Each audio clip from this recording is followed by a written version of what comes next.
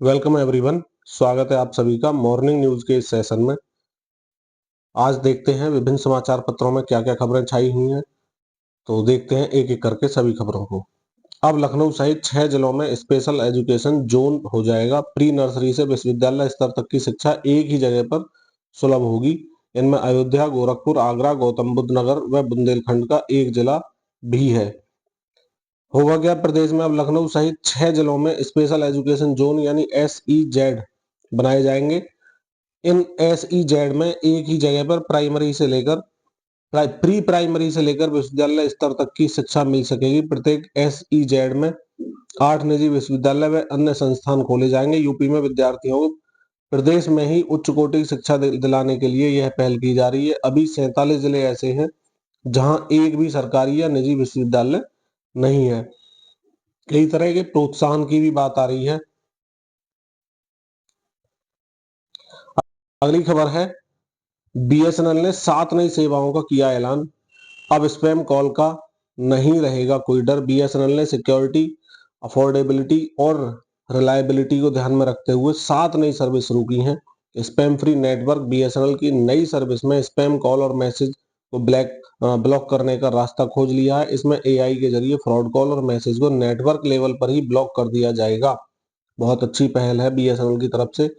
BSNL wifi roaming होगी, BSNL IFTV होगी, ATS kiosk होगा, D2D सर्विस होगी, डिजास्टर रिस्पांस सर्विस भी होगी और खदानों के लिए प्राइवेट 5G नेटवर्क भी BSNL लगाने जा रहा है क्या? इन खबरों को थोड़ा सा ध्यान से देख लेते हैं। BSNL ने पहली FTTH based wifi roaming service शुरू कर दी है। नई सर्विस से उपभोक्ता बिना किसी चार्ज के हॉटस्पॉट पर हाई स्पीड इंटरनेट एक्सेस कर पाएंगे। IFTV क्या है BSNL का? BSNL ने पहली बार फाइबर आधारित इंट्रानेट लाइव टीवी सर्विस शुरू की है, जिसके जरिए उपभोक्ता 500 से ज्यादा लाइव चैनल देख सकेंगे। ATS कियोस्क क्या है? अब ग्राहक 24/7 सिम खरीदने, अपग्रेड करने, पोर्ट करने या बदलने की सुविधा ले सकते हैं। BSNL ने सिम कार्ड के लिए कियोस्क की सुविधा शुरू की है। D2D सर्विस क्या है? D2D सर्विस में BSNL ने डायरेक्ट टू डिवाइस सर्विस भी लॉन्च किया, जिसके जरिए सैटेलाइट से मोबाइल नेटवर्क को इंटीग्रेट करके बेहतर कनेक्टिविटी मिलेगी। डिजास्टर रेस्पॉन्स सर्विस क्या है? प्राकृतिक आपदा जैसी स्थिति के लिए BSNL ने कनेक्टिविटी के लिए emergency encrypted communication disaster response communication service launch की है, जिससे प्रभावित क्षेत्रों में कनेक्टिविटी मिलेगी। ड्रोन या बैलून बेस्ड कम्युनिकेशन सिस्टम होगा। अच्छी खबर है BSNL की तरफ से। संकट है, 6.25 लाख रसोइयों को 6 माह से नहीं मिला मानदेय। बहुत ही दुखद खबर है अपने आप में। 11 माह काम लिया जाता है, मानदेय केवल 10 महीने का मिलता है। पर्व त्योहारों की भी इन्हें कोई छुट्टी नहीं मिलती। दूसरों का पेट पालने वाले रसोइये खुद भुखमरी के शिकार हो रहे हैं। मिड डे मील वर्कर यानी मध्याह्न भोजन रसोइया के नाम से प्रसिद्ध स्कूलों में मध्याह्न भोजन पकाने वाले इन रसोइयों को पिछले 6 माह से मानदेय नहीं मिला है। बेसिक शिक्षा विभाग से लेकर शासन स्तर तक इनके बकाये भुगतान के लिए किसी प्रकार की कोई सुगबुगाहट भी नहीं दिख रही है। ऐसे में इस बार दीपावली भी इनके घरों में रोशन होना मुश्किल लग रहा है। आगे कब मानदेय का भुगतान होगा, इसका भी कोई अता पता नहीं है। 2 साल से लटकी 22,000 पदों पर भर्ती का रास्ता साफ हो चुका है। अधीनस्थ सेवा चयन आयोग इसी साल से शुरू कराएगा परीक्षाएं। पारदर्शी होंगी परीक्षा। और उत्तर प्रदेश लोक सेवा आयोग नहीं है, उत्तर प्रदेश अधीनस्थ सेवा चयन आयोग में 2 साल से लटकी 22,791 पदों पर भर्ती का रास्ता साफ होने जा रहा है। पदों को भरने के लिए 2022 और 23 में विज्ञापन निकाले गए थे, लेकिन कार्मिक विभाग द्वारा भर्ती परीक्षाओं के लिए नई नीति जारी होने के चलते कार्यक्रम जारी नहीं हो सका है। भर्ती एजेंसियों को चयन करने की बात आ रही है। आगे देखते हैं अगली खबर। नहीं बिकेंगे घटिया और फर्जी कंपनी के हेलमेट, सभी जिलों में अभियान शुरू करने के निर्देश दिए गए। सड़क किनारे घटिया हेलमेट बेचने वालों की अब कोई खैर नहीं है। केंद्र सरकार ने देश भर में जिला कलेक्टरों और जिला मजिस्ट्रेटों को ISI की फर्जी मोहर लगे गैर मानक वाले हेलमेट बेचने और बनाने वालों के खिलाफ राष्ट्रव्यापी अभियान शुरू करने और कड़ी कार्रवाई का निर्देश दिया। मंत्रालय ने शनिवार को कहा कि घटिया हेलमेट के निर्माण की वजह से अब तक 162 निर्माताओं के लाइसेंस रद्द किए जा चुके हैं।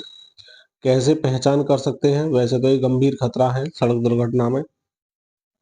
उपभोक्ता भारतीय मानक ब्यूरो यानी BIS केयर ऐप के माध्यम से BIS वेबसाइट पर जाकर यह सत्यापित कर सकते हैं कोई हेलमेट निर्माता BIS द्वारा लाइसेंस प्राप्त है या नहीं है। उपभोक्ता मामलों के मंत्रालय की सचिव निधि खरे ने कहा है, हेलमेट जीवन बचाते हैं, लेकिन केवल तभी जब वे अच्छी क्वालिटी के हों। यह पहल बाजार से असुरक्षित हेलमेट को हटाने और उपभोक्ताओं को BIS प्रमाणित प्रोडक्ट के महत्व के बारे में शिक्षित करने के लिहाज से भी अहम है। हम सभी हितधारकों से हमारे नागरिकों की सुरक्षा के लिए इस अभियान में सक्रिय रूप से भाग लेने का आह्वान करते हैं।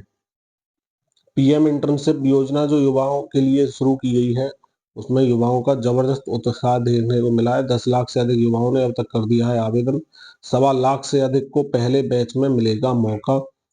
पहले बैच में कौन सेक्टर दे रहा है नौकरी और कितने उम्मीदवारों को मौका मिलेगा, ये सब आपके सामने है। अवसर के हिसाब से टॉप शहर जो हैं इस टाइम चेन्नई, बंगलुरु, गुरुग्राम, हैदराबाद, मुंबई, पुणे, अहमदाबाद, गौतम बुद्ध नगर, भरूच और रेवाड़ी हैं।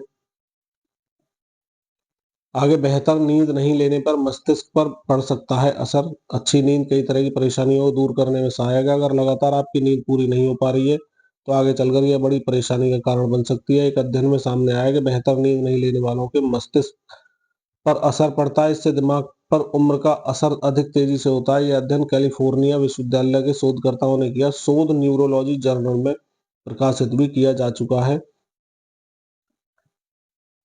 आगे है टैक्स मुक्त हो 1 लाख तक का बैंक ब्याज। SBI समूह के मुख्य आर्थिक सलाहकार ने की मांग। अभी 10,000 से ज्यादा के बैंक ब्याज पर लग जाता है टैक्स। बैंक में जमा पर एक वर्ष में मिलने वाले 10,000 रुपये तक के ब्याज पर कोई टैक्स नहीं लगता है, लेकिन इससे अधिक ब्याज अगर बैंक देता है तो उस पर टैक्स लग जाता है। SBI समूह के मुख्य आर्थिक सलाहकार है सौम्यकांति घोष।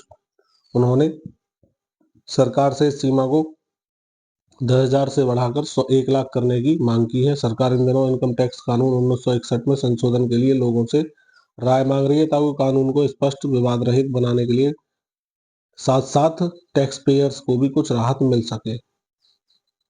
भारत 12 वर्षों में पहली बार घर में टेस्ट सीरीज हारा है। बहुत ही दुखद खबर रही है ये भी अपने आप में खेल प्रेमियों के लिए। पुणे में खेले गए टेस्ट मैच में न्यूजीलैंड द्वारा भारत की पराजय हो चुकी है। गौतम गंभीर है कोच और रोहित शर्मा जी आपको दिख रहा है बड़े मायूस नजर आ रहे हैं। अगली खबर है सुप्रीम कोर्ट में वॉर रूम से सुनवाई की मॉनिटरिंग हो सकती है और फैसले की कॉपी एक क्लिक जो होती है कंप्यूटर की उस पर ही उपलब्ध हो रहा है। चीफ जस्टिस DY चंद्रचूड़ के पीरियड में ही सुप्रीम कोर्ट में सब कुछ हुआ है ऑनलाइन।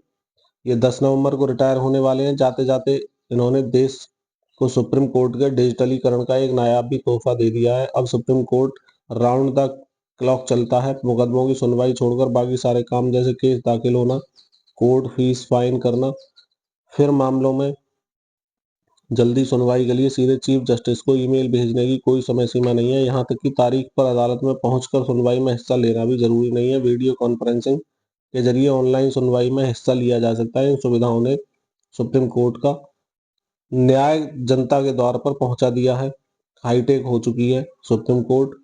आकाशवाणी के दिनों को याद किया। चंद्रचूड़ ने अपने छात्र जीवन की कुछ यादें भी साझा की। उन्होंने कहा कि कॉलेज में समय में वे आकाशवाणी में कार्यक्रम प्रस्तुत करते थे। 1975 में दिल्ली आने के बाद उन्होंने आकाशवाणी के लिए ऑडिशन दिया और हिंदी और अंग्रेजी में कई कार्यक्रम दिए। चीफ जस्टिस DY चंद्रचूड़ के बहुत सारे बड़े फैसले हो चुके हैं।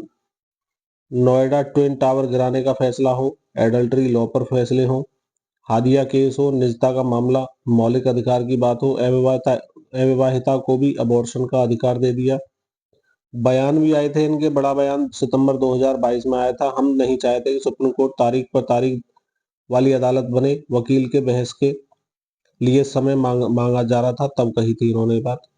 फरवरी 2020 में आया था एक बयान इनका। असहमति पर अंकुश के लिए सरकारी मशीनरी को लगाना डर की भावना पैदा करता है। असहमति को राष्ट्र विरोधी कहना लोकतंत्र पर हमला है।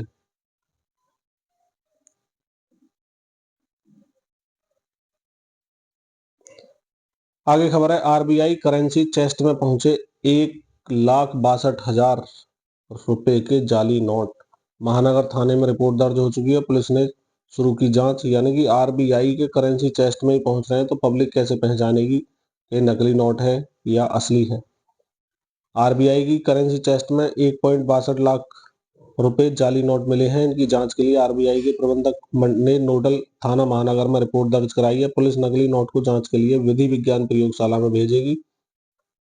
आरबीआई ने प्रबंधक लखविंदर पुआर ने महानगर थाने में प्रार्थना पत्र में लिखा कि सितंबर माह में भारतीय रिजर्व बैंक में स्थानीय बैंकों के करेंसी चेस्ट से जमा किए गए नोटों का परीक्षण किया गया। इस दौरान सामने आया कि 1.62 लाख रुपए नकली हैं और वहीं नोटों की फोरेंसिक जांच करने की भी मांग की गई है।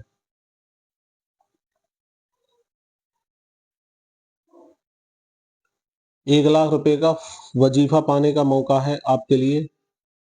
GSK scholars programme GlaxoSmithKline pharmaceuticals limited की एक सीएसआर पहल है। इसका उद्देश्य आर्थिक रूप से कमजोर छात्रों को वित्तीय सहायता प्रदान करना है, ताकि उन्हें एमबीबीएस की पढ़ाई पूरी करने में सहायता मिल सके। इस छात्रवृत्ति के तहत छात्रों को 4 साल 5 महीने तक प्रतिवर्ष 1 लाख रुपए की छात्रवृत्ति प्रदान की जाएगी। सरकारी कॉलेजों से एमबीबीएस के पहले वर्ष में अध्ययनरत छात्र आवेदन कर सकते हैं। इसके लिए जरूरी है आवेदकों ने 12वीं की बोर्ड परीक्षा में कम से कम 65% अंक प्राप्त किए हों। इसके अलावा आवेदकों की पारिवारिक वार्षिक आय सभी स्रोतों से मिलकर 6 लाख रुपए से कम होनी चाहिए। उम्मीदवारों का चयन उनकी शैक्षणिक योग्यता और वित्तीय पृष्ठभूमि के आधार पर किया जाएगा। शॉर्टलिस्ट किए गए छात्रों को टेलीफोनिक साक्षात्कार के लिए बुलाया जाएगा। छात्रों के पास पिछली कक्षा की मार्कशीट हो, आय प्रमाण पत्र, नवीनतम कॉलेज शुल्क रसीद और अन्य निर्धारित दस्तावेज होने चाहिए, जिससे कि वो इच्छुक और योग्य उम्मीदवार ऑनलाइन माध्यम से अपना आवेदन कर सकते हैं। आपके पास आवेदन के लिए लिंक जो मिली है tinyurl.com/4svffv2y। अंतिम तिथि 18 नवंबर 2024 है। चाहें तो अप्लाई कर सकते हैं। ट्रांसजेंडरों के लिए भी छात्रवृत्ति की स्कीम है, इसके लिए भी अप्लाई किया जा सकता है। इसी के साथ आज की खबरें यहीं समाप्त होती हैं। मैं विपिन शर्मा लेता हूं आपसे विदा। मिलते हैं अगली वीडियो में नई समाचार पत्रों की खबरों के साथ। इसी के साथ जय हिंद, जय भारत। स्वस्थ रहें, मस्त रहें।